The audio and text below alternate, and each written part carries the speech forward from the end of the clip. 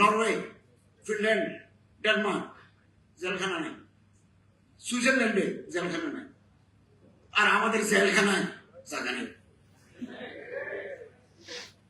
এবং বাসযোগ্য দেশ নরওয়ে, ফিনল্যান্ড। তো এভাবে হলো কেন?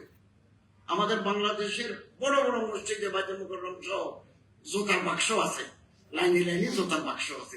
পৃথিবীর কোনো দেশে নেই, পৃথিবীর কোনো দেশে নেই। আমি বিভিন্ন মাহফিলে যাইছি, আগে জোতা হেফাজত করি। কি কি জাতি আমরা! আমার তো কেমন লাগে, আমরা কি!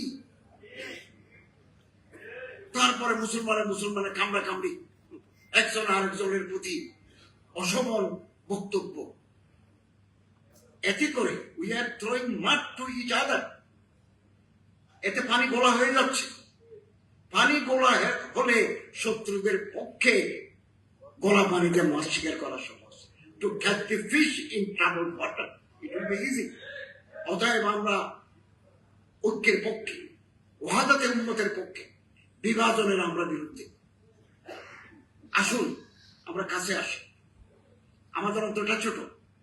জহিরুদ্দিন মোহাম্মদ বাবরের একটা অটোবায়োগ্রাফি আছে, দি মেমোরিজ অফ বাবর নামা। ওখানে লেখা আছে, তিনি বলছেন, দি heart of the people of India is chicken hearted. ভারতের মানুষদের অন্তর ছোট, মুরগির বাচ্চার মতো ছোট। They have no room in their heart to accommodate others. অন্যজনকে বুকে নেওয়ার মতো এই শক্তি, এই প্রশস্ততা তাদের বুকে নাই। তারা জুদা হতে চায়।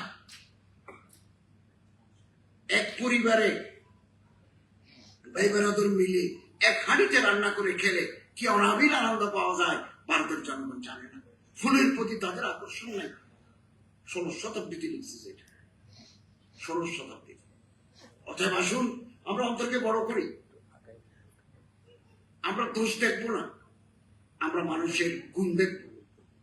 যে দেশের মাটিতে শহীদের রক্ত পড়ে, যে দেশের কবরস্থানে শহীদ শুয়ে থাকে, ওই দেশে সিরাতের আদর্শে রাষ্ট্র প্রতিষ্ঠা সময়ের ব্যাপার মাত্র।